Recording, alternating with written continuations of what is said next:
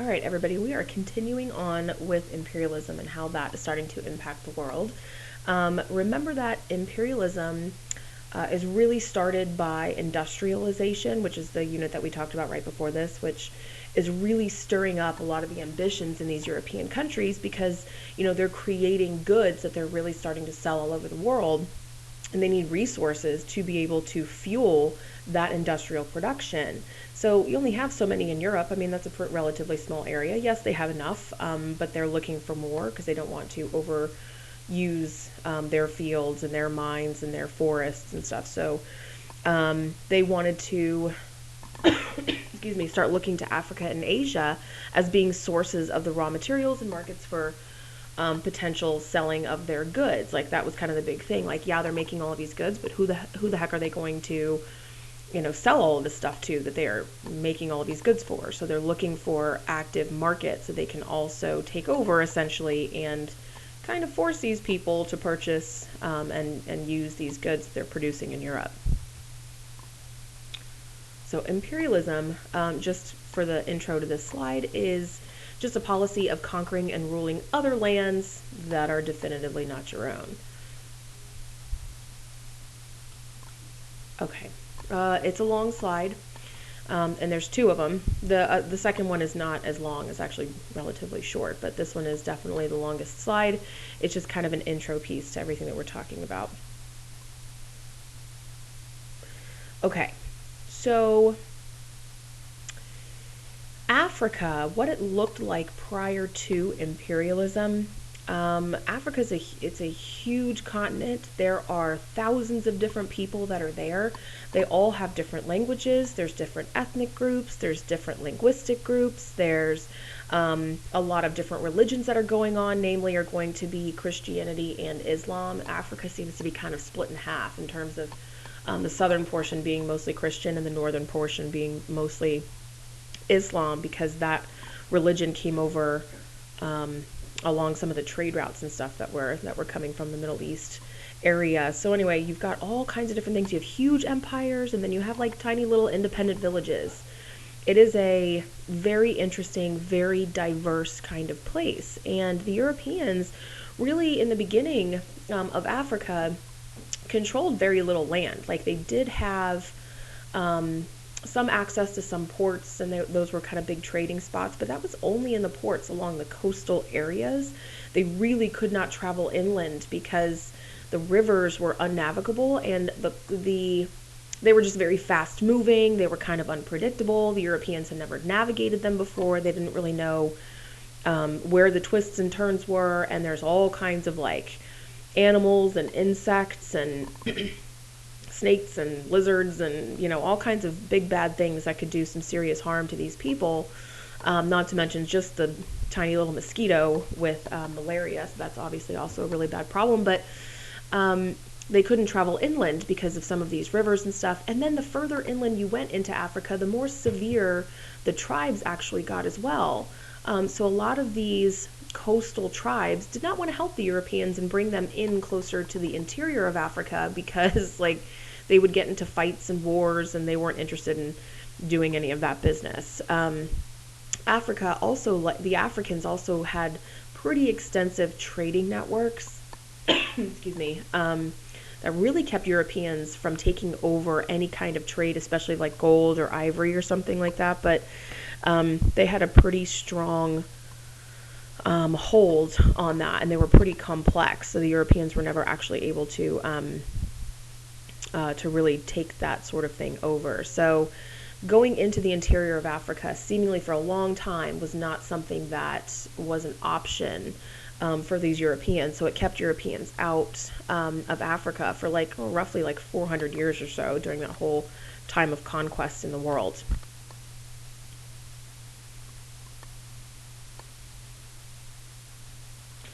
Okay, so mostly Europeans and even Americans at this point, because America's becoming a thing. So Europeans and Americans really only learned about Africa through travel books, through newspapers, people that would actually make it to the interior of Africa tended to be mostly missionaries or humanitarians who were trying to do something good, who were against the slave trade. And so they were more allowed to go into the interiors of these places versus some of these conquerors who wanted to go in and just sort of take for themselves. The Africans were onto their game, so they really didn't want to let those people in.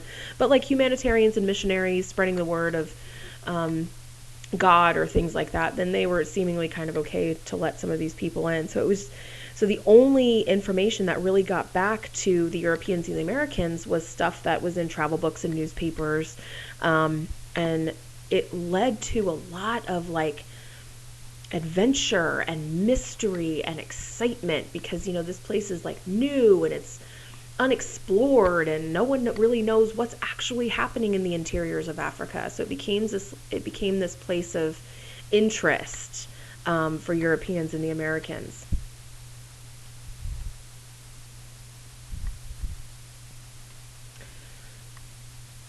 Now, these Africans, when the Europeans did start to come in, and they seemingly were wanting to try to start taking some things over, there was some resistance there. They were not interested in these white guys coming in and taking over things.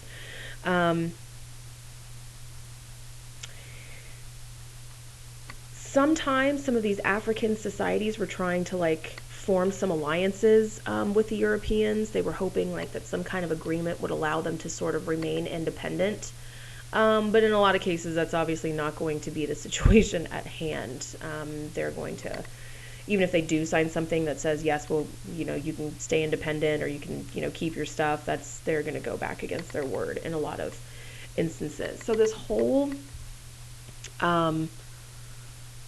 imperialistic interest in Africa, it's all really going to start in this one particular area in Belgium. I'm sorry. In the Congo. Okay, so a little story for you,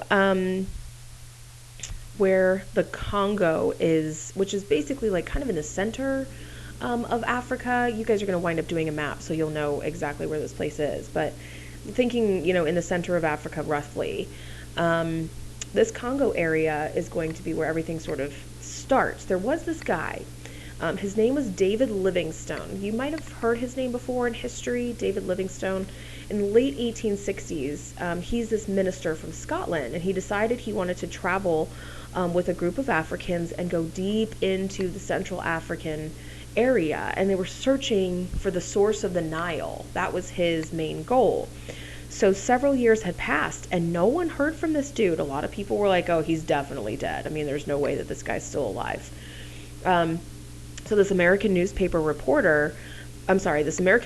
had hired this reporter. His name was Henry Stanley, to go and find Livingstone. I don't know if you've heard of this name before, Livingstone and Stanley. You might have. In 1871, he actually found Dr. Livingstone on the shores of this lake, just chilling, hanging out. And Stanley had this meeting with him, and he's like, hey, we totally all thought that you were dead. What are you doing here? And Livingstone's just hanging out. So his account of this Stanley's account of this meeting made headlines all over the place. It's holy crap, this guy is alive, and we definitely thought he was dead. So Stanley comes home, and he writes, this big article and whatever, and it makes headlines. In 1879, he actually returns back to Africa because there's a lot of interest in potentially this particular area. They wanted to look into possibly controlling it or taking some of their resources, that kind of thing. So Stanley returned to Africa, and in 1882 he signed some treaties with some local chiefs in the Congo River Valley, and the treaties actually gave the King of Belgium, so Belgium's up in Europe, right, gave King Leopold II of Belgium personal control of these lands. So it sounds a little shady. There must have been some wheelings and dealings. I don't know if the Africans totally knew what they were potentially losing for this. So that's kind of a sad situation. But anyway, Leopold, the king, he said his primary goal in establishing basically a colony in this area was actually to abolish the slave trade. To get rid of it. So that did sound appealing to the people in Congo.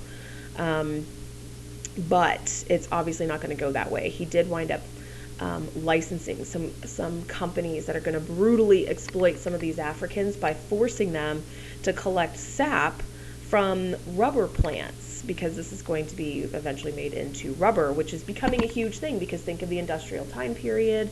They're making things like cars, and you need tires for those cars, so you need rubber. So rubber becomes one of these big things that are going to be collected. So he said one thing, and then basically like these other companies were the ones that were doing the dirty work for him, and so it kind of like washed his hands clean of it a little bit, but obviously he's still at fault for this.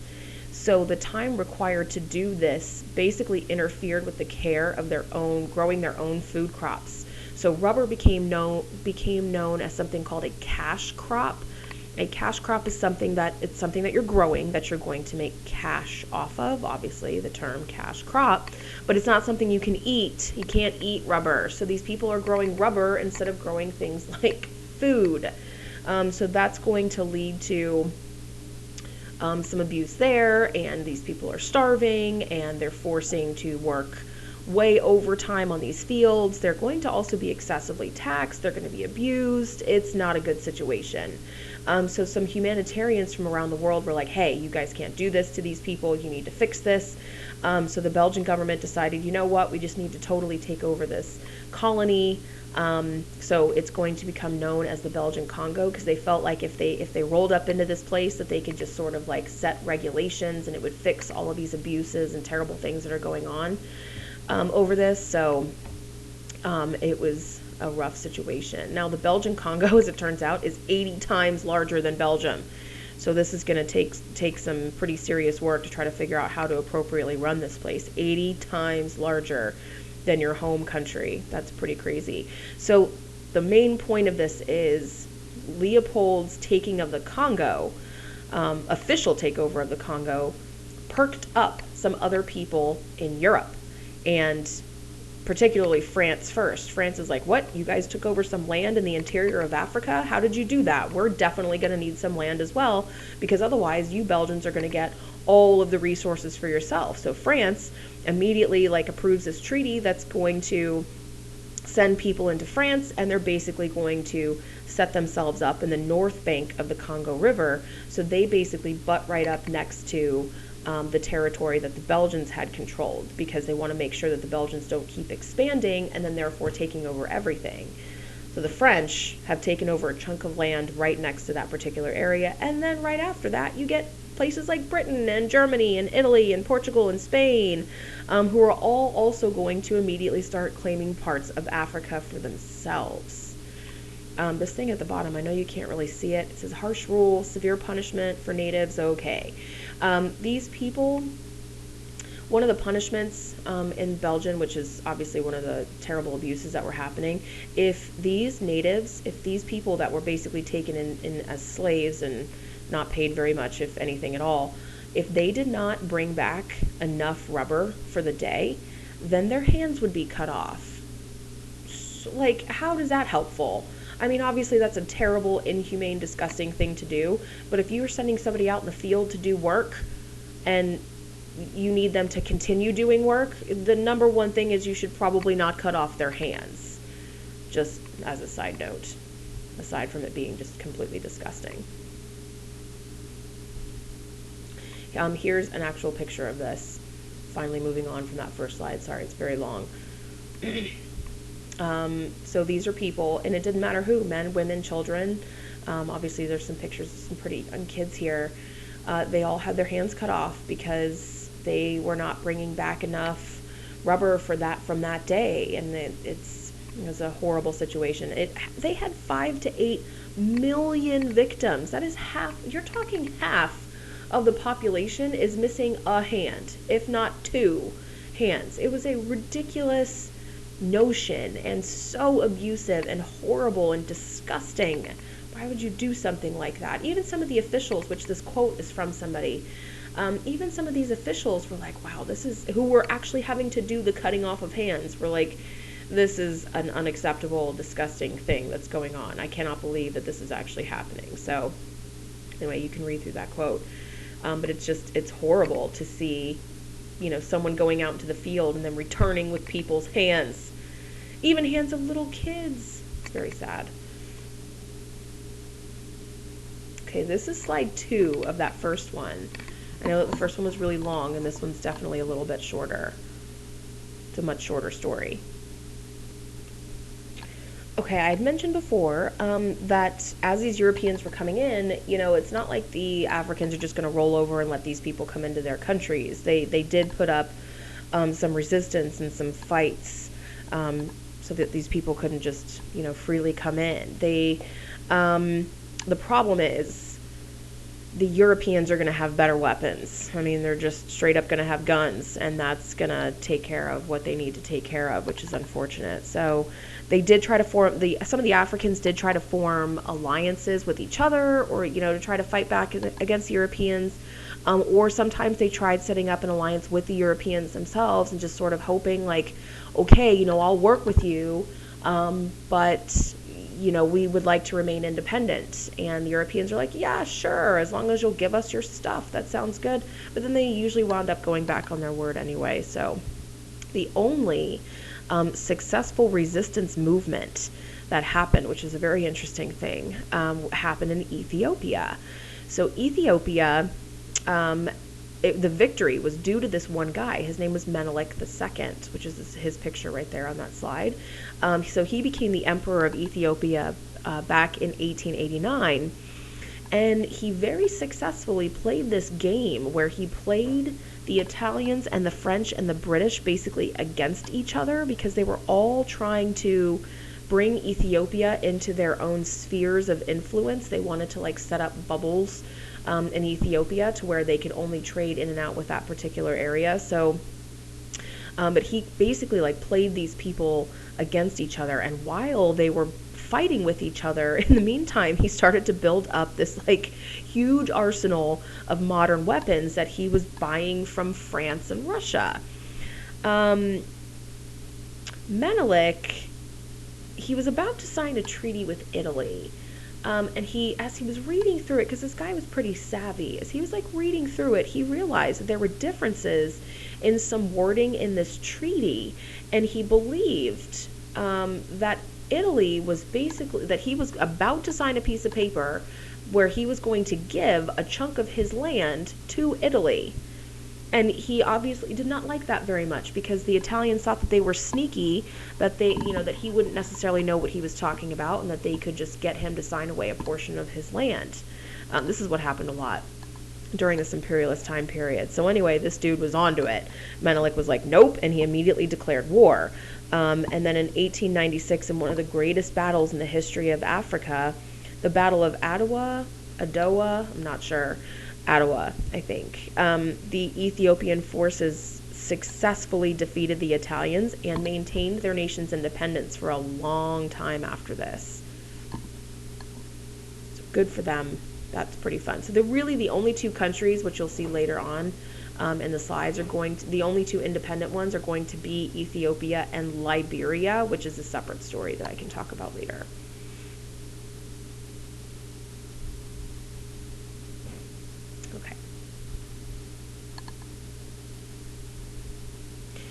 Okay, so the F on your notes is going to stand for Fighting for Africa. Again, this is slide 1 of 2, so make sure that you're aware of this. By the way, this picture is a really famous picture. You need to know and be able to recognize things like this, and I'll explain this in just a second. But right after the whole Belgium incident went down, and then all of us, then all these other Europeans were like, we need to take land because Belgium took this giant chunk of land in the Congo, which is in the center, and now we all need to take up some land and stuff. The European powers were engaging in what's called a scramble for Africa. So this political cartoon is a very famous one, describing or illustrating this scramble for Africa. So if you notice, if you look closely, at each of these people, and you can see where they're coming from, it's showing that they're all pulling at Africa, and they're all trying to take their own piece of Africa. So it was called the Mad Scramble, the Mad Dash of Africa. Africa was also called the Magnificent African Cake in some instances, where you're each taking a slice of the cake. So you might, in your future see some kind of political cartoon like this, and it would ask, what is this particularly talking about? So it's representing imperialism during this time period. So it really only took, gosh, it was only like 20 years or so for most of Africa to become under Europe, to come under European control. I mean, that is a short period of time to divide up and take over an entire continent, and a huge continent at that, with millions of people there that are all different and who are pretty much ready to fight against you. Like that was an interesting feat and sad.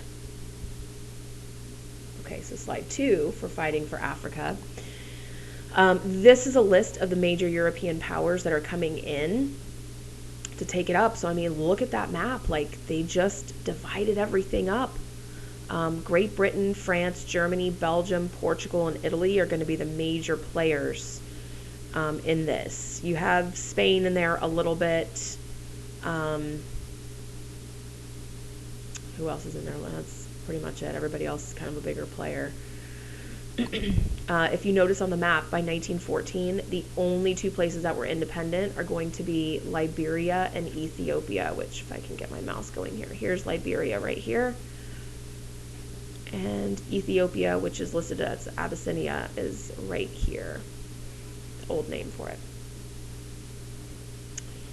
But it's all divided up. If you notice, this big, huge green section up at the top is all belonging to France, which seems like, wow, why did France get such a huge territory? Well, think about it geographically, what is located up here in this area. You have the Sahara Desert. So, yeah, cool, you're owning the Sahara Desert. Like, okay, good for you. There's nothing that's happening there. Now, granted, there are like big trade routes that are kind of going across some of these areas, but still, this is a large uninhabitable area.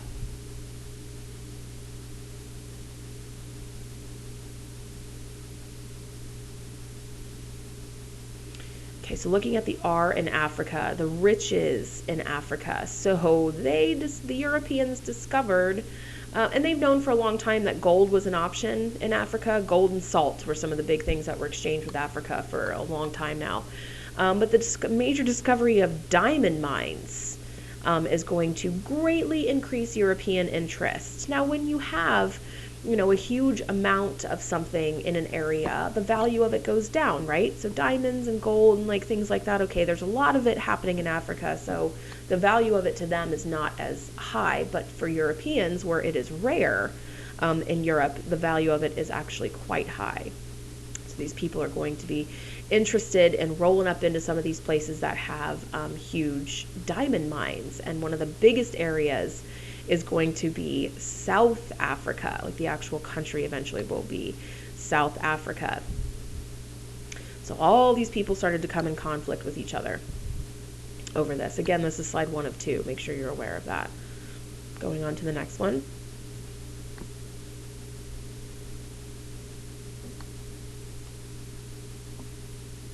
Okay, so what's happening in South Africa?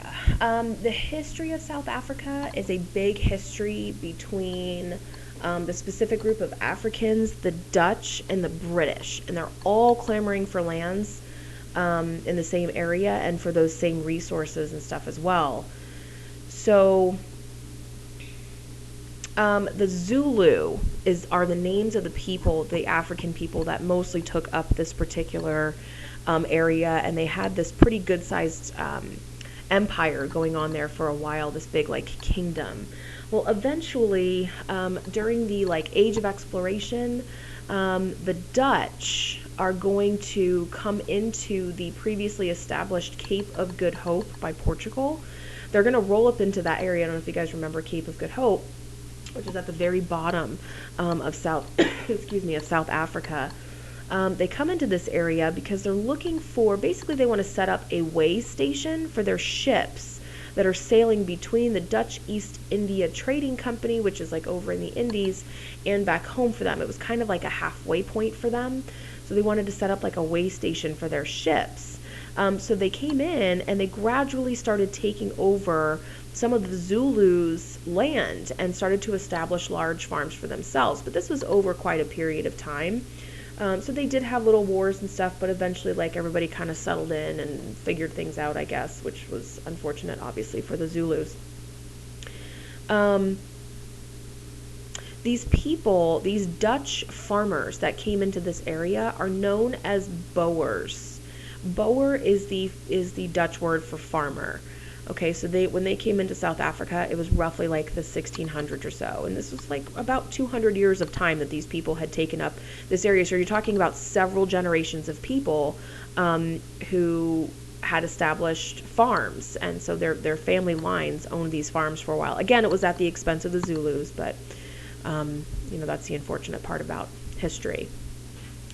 Okay, so the British hear that there were diamond mines and gold mines that were discovered in this southern Africa area, and they really wanted, some of this for themselves. So the British started to move in, and word got out to the rest of Europe that there were diamond mines that existed, big, huge diamond mines that existed in South Africa. So suddenly there were some outsiders from all parts of the world that were trying to rush in and make like a really huge fortune.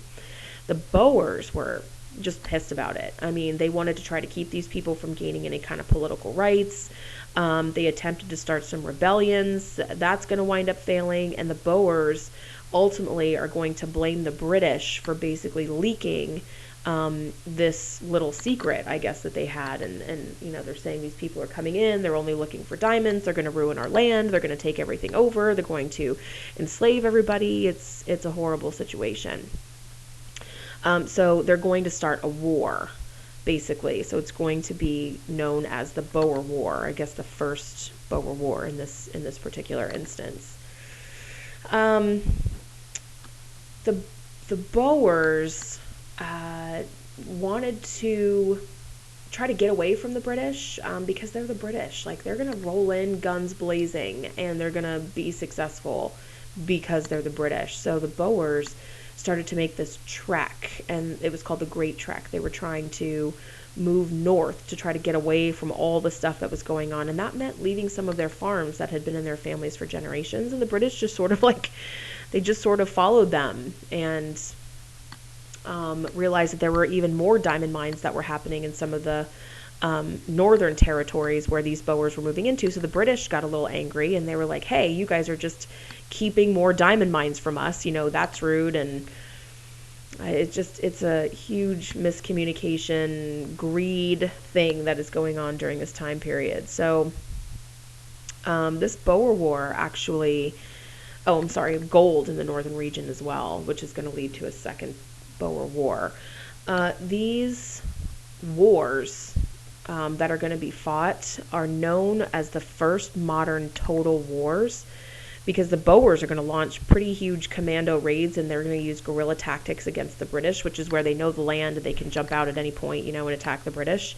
And the British are going to counter them by burning their farms and imprisoning women and children in these horrible, disgusting, disease-ridden concentration camps, which is terrible. So anyway, in the end, Britain winds up winning the war, again, because they're Britain and that's what they do.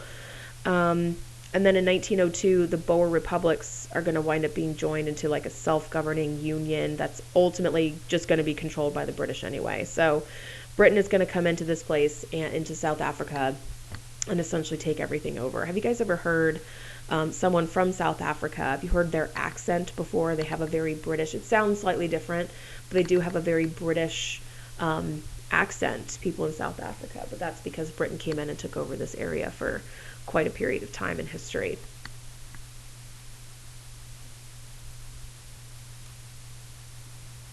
Okay, moving on.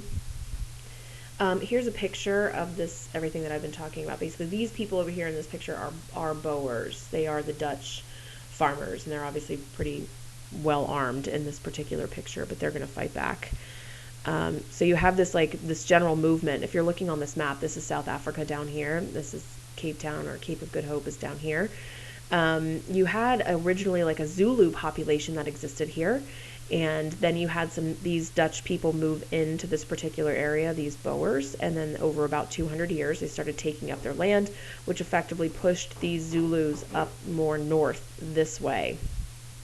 And then eventually you have the British come into here down into this area, realize that there's diamond mines and gold mines to be had down here, and then this is where they were getting into a lot of these fights, and this is where the Boer Wars actually happened, down in this area, just to give you a visual. Okay, so the I. The I in this, again, slide 1 of 2, is going to stand for Imperial Powers Meet at the Berlin Conference. So the competition was getting really fierce in Africa. You've got like huge battles that are happening. European powers are just rolling up into Africa, taking over things, getting into fights with the local people. Like, it's getting pretty severe. So the European countries were fearing that they were going to actually go to war amongst each other, because you have each of these imperial countries like France or Spain or Britain or Germany or whoever, and they're rushing into Africa and they're taking up land right next to each other, and they're fighting amongst like border disputes and stuff. So they're afraid that these actions are going to then transfer back home, and it's going to lead to like huge massive wars back home, which eventually it kind of does. But anyway, to try to prevent this fighting, 14 of these European nations are going to meet at this meeting called the Berlin Conference, because they're going to meet in Berlin in Germany. And it happened for roughly over about a year, 1884 to 1885, and they're going to lay down the rules for taking up and dividing Africa. They agreed, get this, they agreed that any European country could come in and claim land in Africa solely if you notified the other nations that they were going to claim this area and control this area well. And if you didn't control it well, like if things were going bad for you, you could potentially lose that land and it could go up for grabs again. So they laid out these like crazy rules, but anybody could get into this taking of Africa game if you wanted to.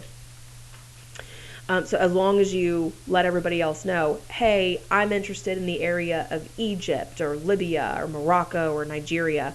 Does anybody have a problem with that? This seems to be, this is land that's up for grabs. I'm going to take this. I'm going to set up a direct or indirect rule or protectorate or whatever.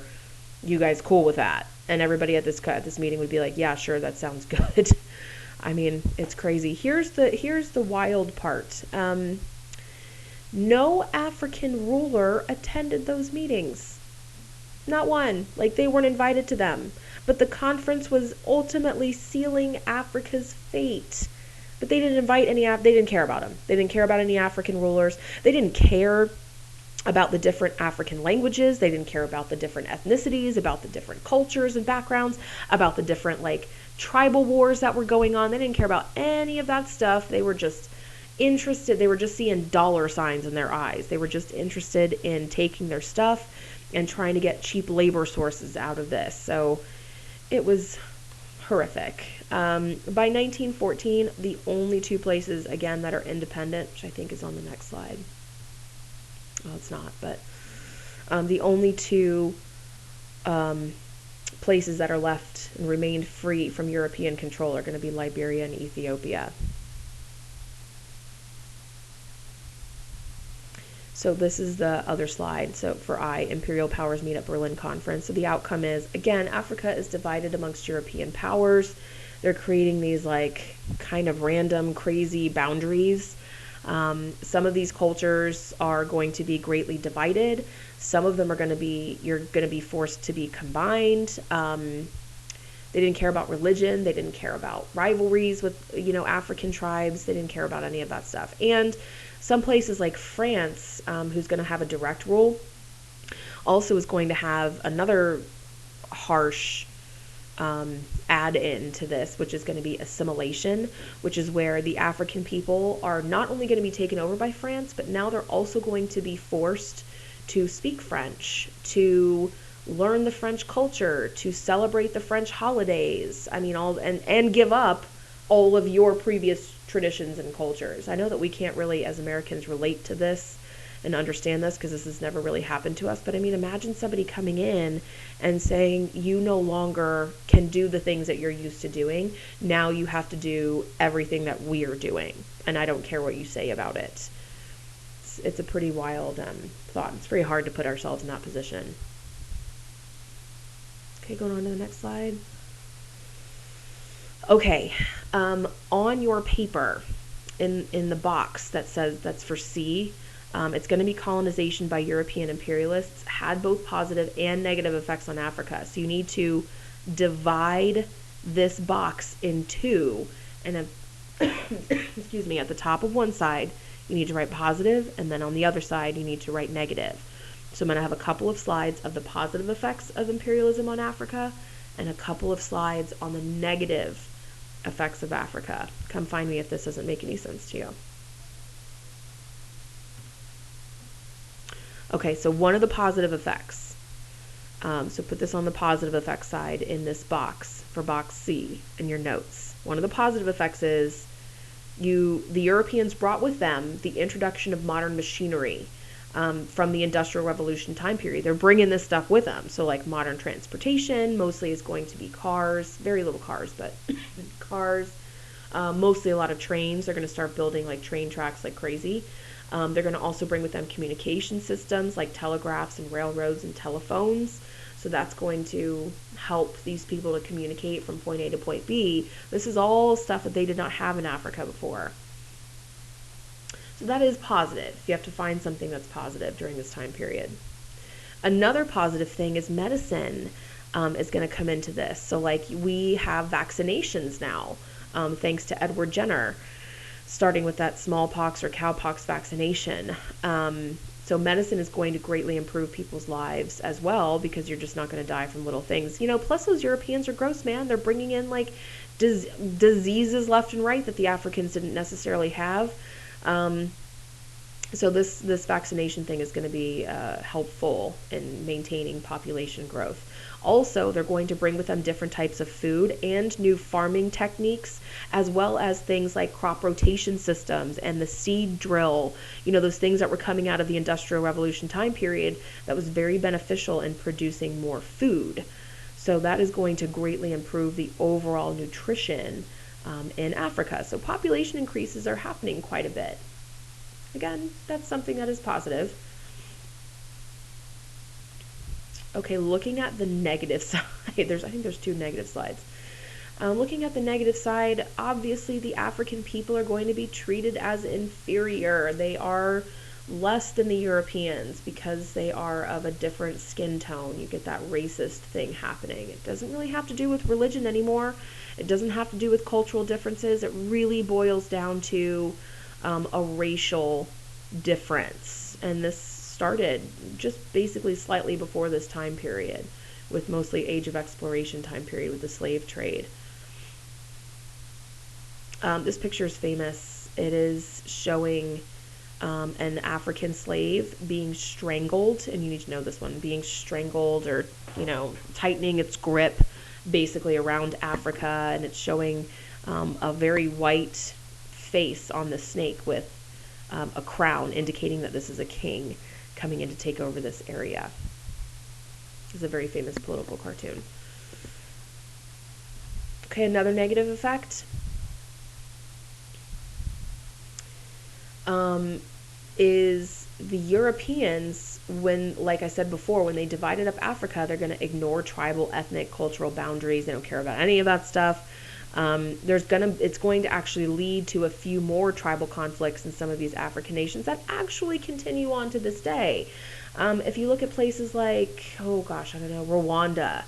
Rwanda was taken over by the Belgians as well, and they gave more rights to one particular group of people in Rwanda called the Tutsi.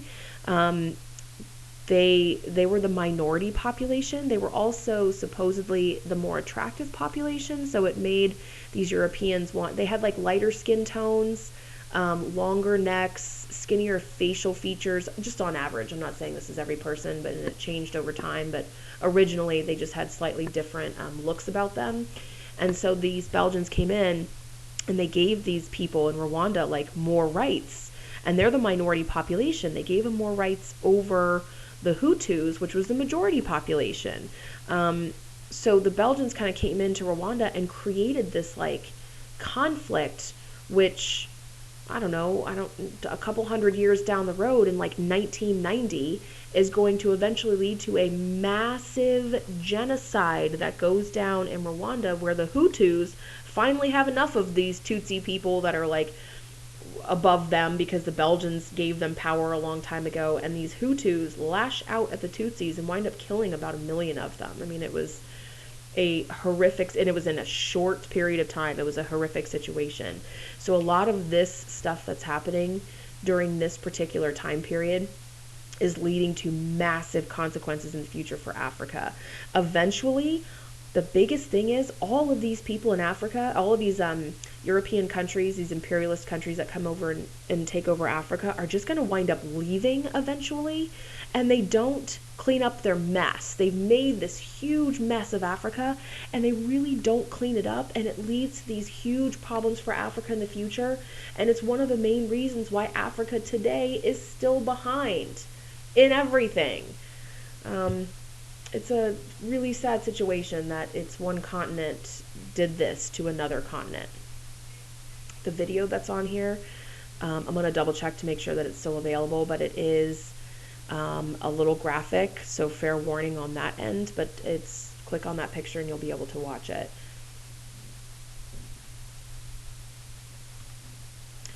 Okay, so for this last one, if you notice, you've got like a graphic organizer down at the bottom for African imperialism motives. We're gonna fill in this graphic organizer one at a time. I just like visuals like this. I think that they're very helpful. So here's just a nice comprehensive list of the European motives for colonization. So in that box in the middle that you can see, it might be a little light in print, but you can still see it. It's like a rectangular box right in the middle. Go ahead and write European motives for colonization. So these are the reasons why these people decided to set up in Africa. Number one, it was because of the industrial revolution. They needed more raw materials for their goods that they're producing, and then they needed a marketplace to be able to sell these goods to. So write that one down and those three bubbles that match that, and then we'll move on to the next one. Also, straight up European nationalism makes these people feel like they're definitively better than anybody else in the world, so they feel like they have justification for coming into this place and saying like, well, I'm going to fix this place because it's inferior, it's kind of broken, there's tribal wars, like I could just come in and take over this area, fix this place, grab their natural resources for myself, and become ultimately pretty rich off of it. So it just kind of made sense to them to do this. Missionary activity, because Christians and Muslims want to make more Christians and Muslims. It's a part of the gig, so they're going to send missionaries in and out of Africa like crazy. I mean, they just want to like convert everybody to their religion. They want to build military and naval bases. This is actually going to lead into our next topic, which is going to be World War I. But these European powers are interested in building up, they're not just sending people down there to randomly live and set up a colony. They have straight up like troops and stuff that are existing in these areas because you have like border disputes. You have someone in the French territory who doesn't really get along with the Portuguese territory right next to them in Africa, so they might have some like border wars that are going on.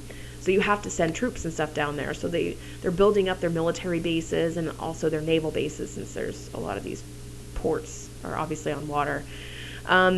Europe needed a place to kind of dump their excess population. So it's cool that they invented things like vaccinations and new ways to farm, therefore more food, but it's leading to massive increases in population in Europe, and Europe's pretty small on a scale, so they needed a place for some of these people to be able to go. So they're like, hey, you should go and live in this colony in South Africa. Doesn't that sound fun? And you can be in charge of these things and you lord over everybody. Like, that sounds amazing. So they were selling this, to try to get rid of some of their excess population.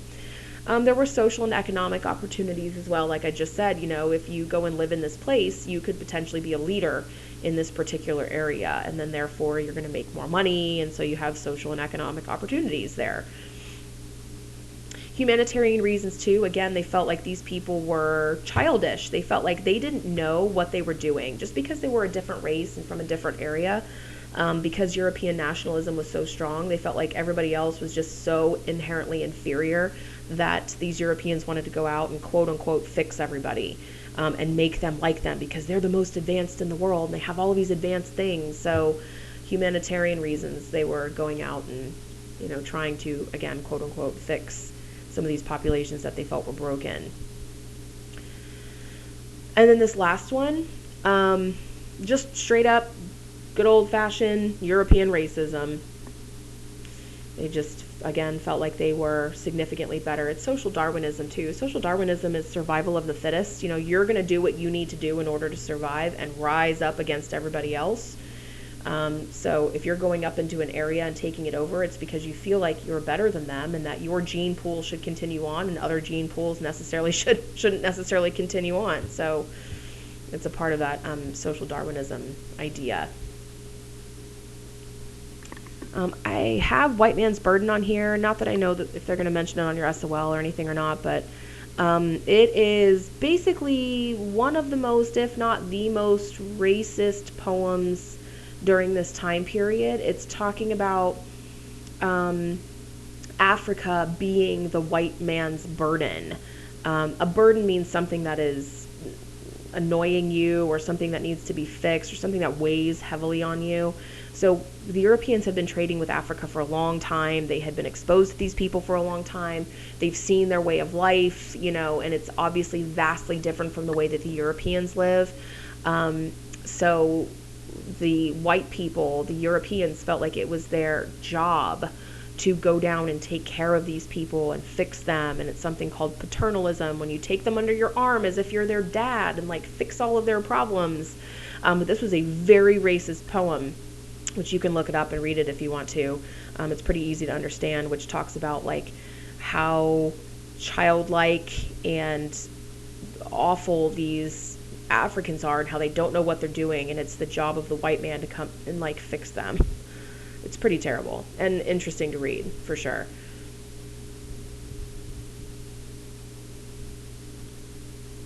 There's a video here as well. I definitely recommend that you watch this one. It just kind of sums up everything that we've been talking about, and I like visuals and videos. I think that they're very helpful. I know that sometimes history ones can be boring, but I definitely try to pick out some of the more interesting ones for you guys. So there's one here, and there is one here. It is called What? It kind of throws the opposite look at you, which I think is very interesting. It says, what if Africa was never colonized? It's a great video, and it shows you, because Africa was colonized, it led to these things. But if this never happened, then would we have ever had these other things? So I think it's actually a really interesting video, and I think you'll like it a lot. Thanks for listening.